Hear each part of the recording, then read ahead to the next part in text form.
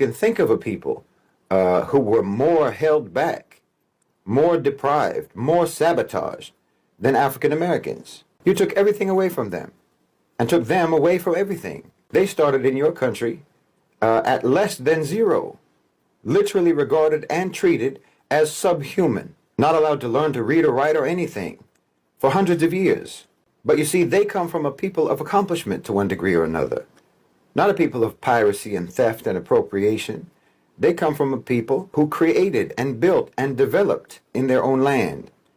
And even though you did everything that you could possibly do to suppress them, to hold them down, to hold them back, and you're still doing that until today, nevertheless, I don't think anyone can dispute the fact that African Americans have become a global cultural superpower. Culturally, they're a superpower. Whatever cultural soft power that America has in the global South, it's African American. And especially the African American experience. It's literally not duplicated anywhere on earth in history. African Americans are a completely unique phenomenon as a people. Who they are culturally, what their history is, what their experience is, isn't duplicated anywhere on earth. You don't know where you came from. You don't know what country you came from. You don't know what culture you came from. You don't know what language you came from. You don't know what your religion was before. You, like I've said before, you're more American than anyone because you don't have any other identity. Actually, your entire identity is American-based. That's not the case of anyone else. I'm Irish American, I'm German American, I'm Italian American, I'm Jewish American, I'm this or that, the other. You can say African American, but you don't know anything about Africa. You don't even know which part of Africa. Africans don't call themselves that because I know my tribe. I have my language. I have my region, my country, my whatever. Like me saying European American. I'm not European. I'm specifically Irish and German. But you can't say that. You are American. You're the original Americans. You know, everyone else is immigrants. You can't even be called immigrants. Yeah. You know, you're originally American, and your culture is as close to being the indigenous culture of America as there can be without you being the indigenous people. You know, you're the indigenous people of the entity called America, called the United States of America. Everything else came from elsewhere. Your culture is the only one that came from right there because you were cut off from everything else. You know, there's nobody else like that. There's nobody else like that in the world. There's no other culture like that in the world. Hello lovelies, welcome back to today's episode. Let's get to hear very well what Shahid Bolsen is talking about, the way black people need the respect. Each and everyone in America need to recognize them. They need to be grateful to them because without the black Americans, there is no America. America, each and everything connected to it is always connected to black people. Without the black Americans, there is no American past, there is no America present, and there will be no America future because even if when you come today, you tell, get out of America, maybe settle in another place, you are not going to see that America again you are used to see. When you try even to hear this man very well, is trying to say how some people will feel bitter when there is a black month, the holiday history. You can't even have that sympathy that black people need to recognize about their history. Let's get to hear him very well. Drop your thought in the comment section. Then we'll come back with more commentary. The topic of race in America is radioactive. And to talk about race in America is like trying to do it's like trying to perform brain surgery while wearing a hazmat suit, and the patient is on LSD and doesn't know that they need brain surgery, and thinks you're a monster, thinks you're attacking them. It's a very difficult topic to talk about. And I don't think that that's necessarily accidental. I think that they try to make this a very difficult topic to talk about. But the issue of Black History Month, subhanAllah. Well, look, put it in the context of history overall.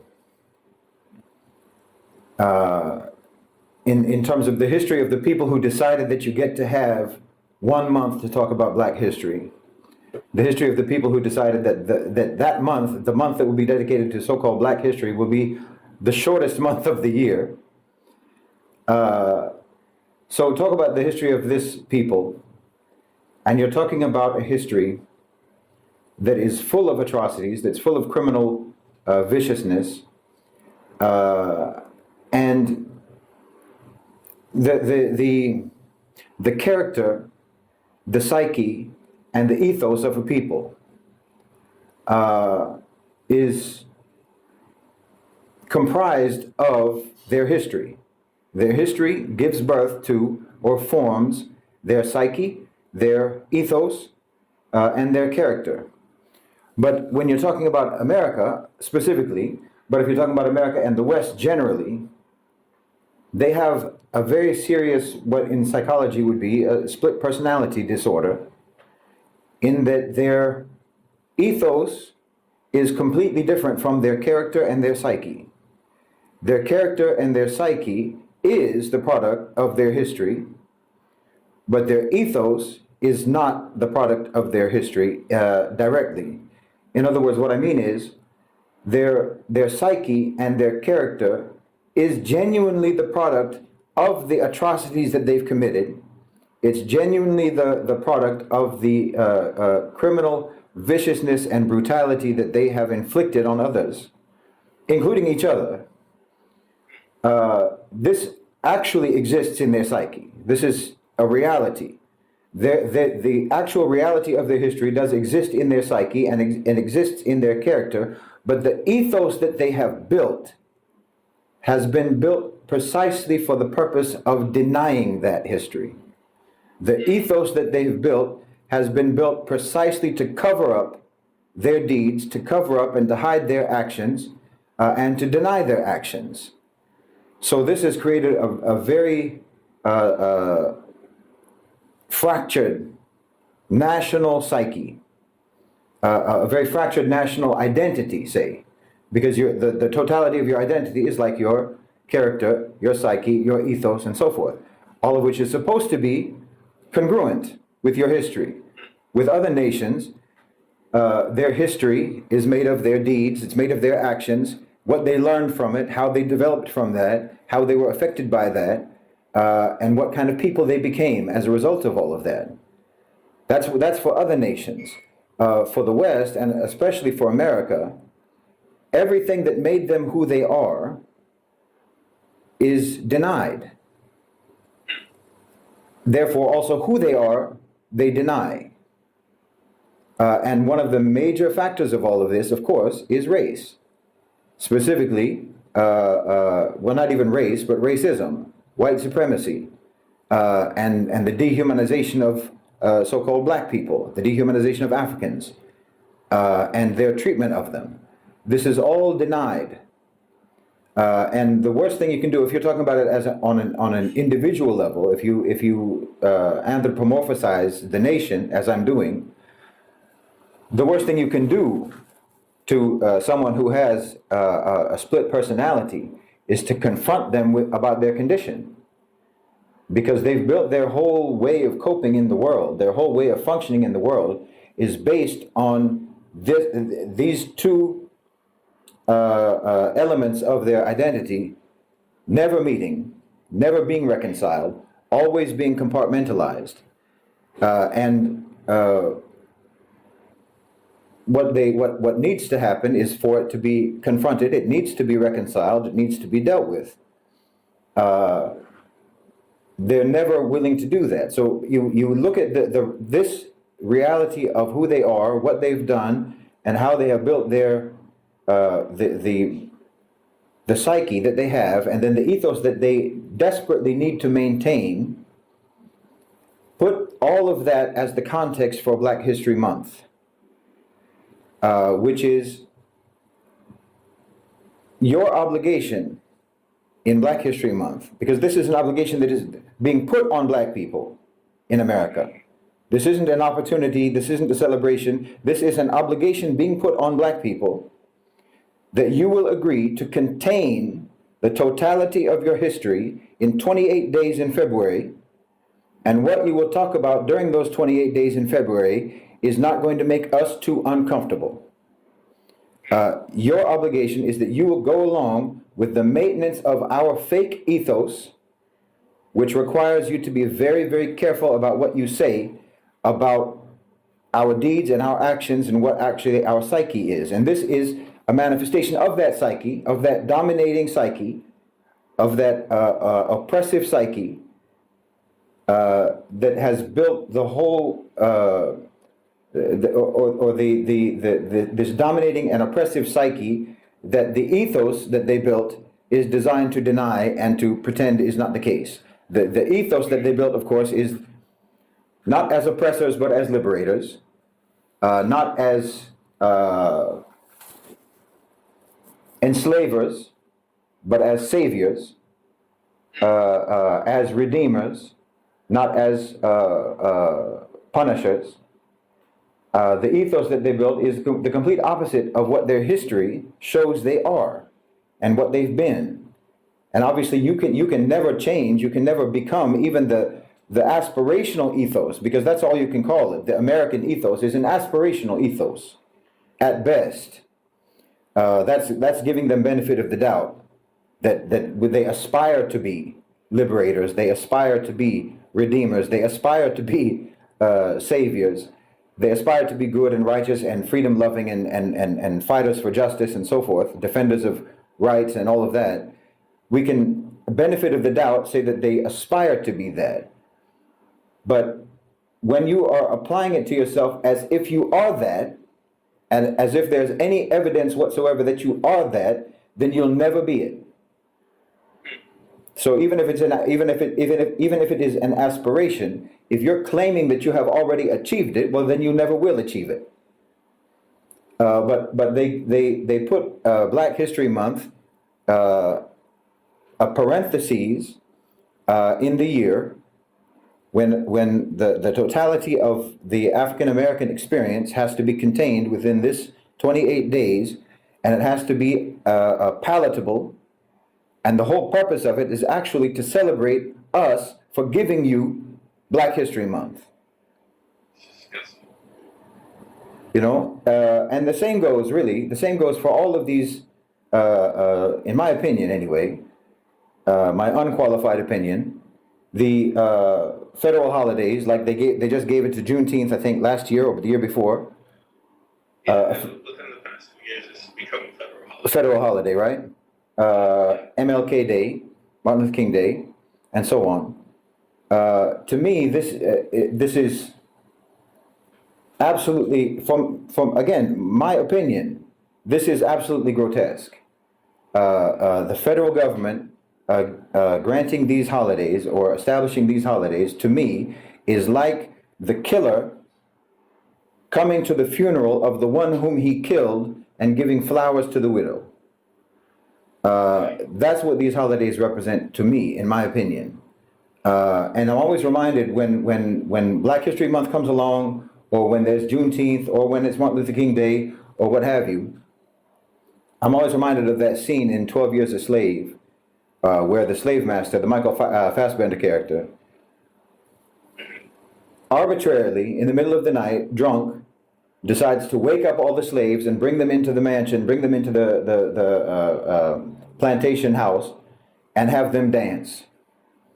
And they know that what's expected of them is to pretend to be happy, to celebrate, to dance as the master requires, so that he can feel that he's a very magnanimous, very generous, very beneficent master. And how dare they not have fun? How dare they not show their absolute rapture at the great generosity of their great white master? And it's the most, in my opinion, it's the most grotesque form of oppression, where you're forcing someone not only to do something for your pleasure, for your enjoyment, and to make you feel good about yourself as an oppressor, but you also require them to smile while they're doing it. You require them to pretend to be happy and to pretend to enjoy it, and it makes an absolute mockery of all human emotion. To me, it's quite vicious. And I think that, again, with regards to Black History Month, I think that it's important to see it in the overall context of the history of American society and Western civilization overall, and also to see it as what it is, which is the white power structure in America obliging Black people in America with regards to what they can and cannot celebrate about their history, what they can and cannot commemorate about their history, and in fact also, that's the important word that I just said, celebrate, rather than mourn, rather than lament, rather than blame, rather than accuse, rather than seek justice. Celebrate your history. Don't bring the party down by reminding everyone about how terrible everything has actually been in this country for you, and how terrible this country has been to you. Celebrate your history. Be proud, because if you're not, then you're doing a disservice to other African Americans. You're doing a disservice to Black people. If you don't, this is our only opportunity. We've only got these 28 days to talk about how great Harriet Tubman was, to talk about how great Frederick Douglass was. We've only got these 28 days to talk about inventions that were innovated by Black people, and so on. Let's talk about Washington Carver, Peanuts. precisely. Let's talk in these 28 days. This is the only 28 days we've got. Let's try to stick in as many Black achievers as possible, and not talk about the fact that just surviving in and of itself is an achievement. And let's talk about why that is. Yes. That's my opinion, unfiltered. This is why I began by talking about you have to put all of this in the context of the split personality disorder that the West has and that America has. To understand that, like, for example, what you're talking about, like a Martin Luther King Day or a Juneteenth or Black History Month, and then the way that those holidays are, or rather, what sort of activities, what sort of commemorations are designated for those holidays. You're always told that this is empowering. And so we have to talk about, again, Black achievement, outstanding African Americans, success stories, and so forth, and heroes, and so on, because it's empowering and it's positive, and what the idea is that what Black people need, what African Americans need, what everybody needs is positivity. So let's not focus on the negative and what have you. But it's inescapable. The very fact that you have sandwiched this topic in, again, the shortest month of the year, it demonstrates the extent to which this population remains contained, remains suppressed, remains repressed, remains marginalized, remains sidelined. And then, like I said, this is why it reminds me of that scene in the film. If you haven't seen the film, there's a scene where the slave master just, I can't remember what prompted him, or if anything prompted him. He just got drunk and decides to go into the slave quarters, and he wakes everyone up arbitrarily and forces them all to come into his mansion and do a dance and pretend that we're all celebrating together or what have you. And don't you dare be negative. This is your opportunity to be positive. This is, don't bring down the mood. Just put on that party hat and eat some cake, and don't bring everybody down by talking about how terrible it is that you've got 28 days to talk about this. That's what these things mean. The point of all of these types of activities, the point of all of these types of holidays, all of these events, as with everything else in that society, the point of it is to maintain the compartmentalization of this split personality. To never bring these two elements of the personality, or these two elements of the identity, into what should be reconciliation, but would be conflict and confrontation, which would cause a complete meltdown if they actually have to confront that their ethos, as I said, their ethos is a completely fabricated illusion that does not that only is connected to their history insofar as it exists to deny their history. It only exists to cover up their history. And so, Black History Month, Martin Luther King Day, the scrubbing from history of Malcolm X, and many others, all of this is for the same purpose. It's to maintain the separation, the compartmentalization of the reality of what America is and what America was and who they are as a nation collectively. Obviously, I leave room for there to be individuals who somehow are able to save themselves from this radiation that has poisoned the entire society, black and white. But as a collective, as a nation, the sickness is there, and you have to keep this separate, because the reality of who they are and what they've done and who they are as a nation is completely unrelated to the ethos that they have created for themselves. It's completely unrelated. They're strangers, one from the other. The ethos that they've created, the character that they have invented, doesn't exist. It's a fiction. The American character is a fiction. It's a fictional character, because the reality of who America has been is one of the worst villains in human history, and the character that they've created is a hero, and so everything that they do, like a Black History Month or Martin Luther King Day or so on and so on, the reason that is established, the reason that it is given, and the way it is managed is for this purpose: to keep the ethos safe from the reality, to keep the fiction safe from the truth, to never let the two meet, because if they meet, it would be a catastrophe. It would be a psychological meltdown of the entire nation. All of this, you also have to understand, reframe it as this is the white power structure in America, basically affirming and admitting we are never going to integrate your history into the teaching of history. We will give you this time to talk about it, because it will never be integrated into our story, into the totality of our story, into our telling of actual history. We will even have apartheid in our telling of history. There's a black history, and then there's history. Officially, it's not called white history. There's black history, and then there's history. And we're never going to integrate your story into our story. This is history is whites only.